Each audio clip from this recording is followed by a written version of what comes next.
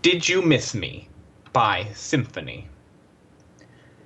Tell me, my dear, what exactly is innocence? Is innocence something ponies are born with?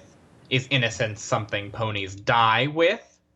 I can tell you right away, from my point of view, that no pony whatsoever is completely innocent. Why, you may ask, dear Celestia? Take my existence as an example. I was born innocent, but the events later on in my life made me enjoy some, let us say, chaotic activities. Oh, I was ridiculed day in and day out for most of my childhood. Ponies often laughed at my appearance, but later I found out that all it took for me to turn their joy into horror was just a snap of a talon away. Believe me when I tell you that I enjoyed the mayhem I caused, and I still do, of course. But back then, it only brought me loneliness. In other words, I became alienated. No pony understood me, nor my brilliance. Or rather, that was what I thought. I still remember that day, but I cannot remember what the name of the town was for the life of me.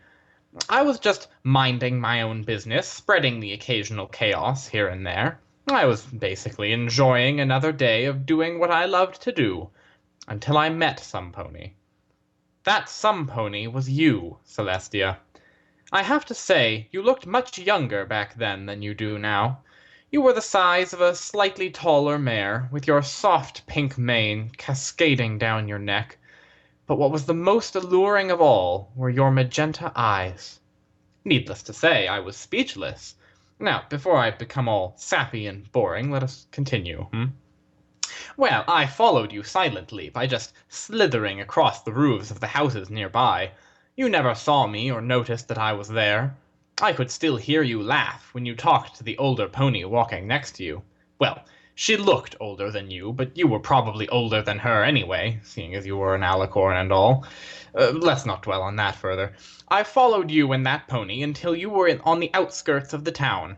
The older pony had left you to fetch some things, and, well, you probably remember what happened from here onward.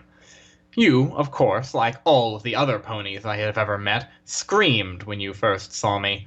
But to my own amazement, you actually calmed down and stared at me with curiosity. That was, to be honest, the first time that had ever happened to me. Naturally, I was taken aback, but we started talking. I got to know that you would someday rule the land. I was fascinated back then, but these days I'm actually quite bored with ruling. I just want to see it all burn with chocolate, you know? But enough about our childish frolicking. That was a long time ago, and we're both grown up now. Well, at least in body, but probably not in mind on my behalf. Don't you remember how we talked about us never growing up? The sad truth is that we did, and changed as we did. My urge for chaos increased, while your need for harmony only strengthened. You changed, Celestia. We both changed. I cannot say that I like it, but I'm afraid that it's not much I can do, trapped in this stone tomb provided to me by your brilliant student, Twilight Sparkle. I have to say, she had some nerve to stand up to me like she did. Same with that Fluttershy, even when she was shaking like a leaf in the wind the entire time.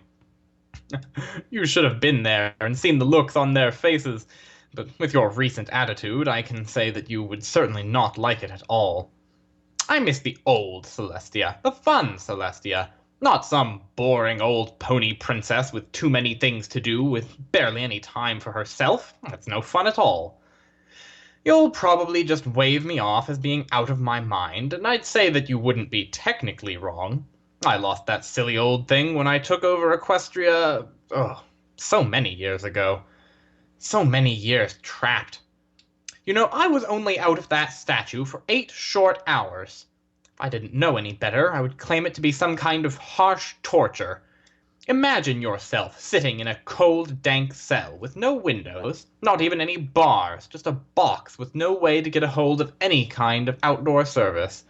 It takes some time to get over the initial claustrophobia, but when that's over with, it's just the freezing dark left for you. Oh, and it's painful to be petrified, for your information. I can't really explain what it feels like, but it's cold. So very cold. Don't expect me to ever forgive you for making me go through that, Celestia. But I have done a few unforgivable things as well, so we can call it even, I suppose. I doubt that you will ever get the chance to read this, or even hear about this. I don't think that I will ever get the opportunity to be released from my tomb. And I heard that those little fillies who enabled me to escape were banned for life from entering the gardens. I don't see the big deal. They just released an ancient evil who nearly ended all harmony. Nothing special, right? They're young, so they've probably learned from their lessons already. One more thing, before I end this and return to the depths of my own mind. I have to ask you one last thing. You never answered me the last time I asked this. You ignored it, in fact. Why didn't you just listen to me and answer it truthfully? I'll do this one last time, Celestia. After this, I am done. Do whatever you like. I just want my answer. Did you miss me?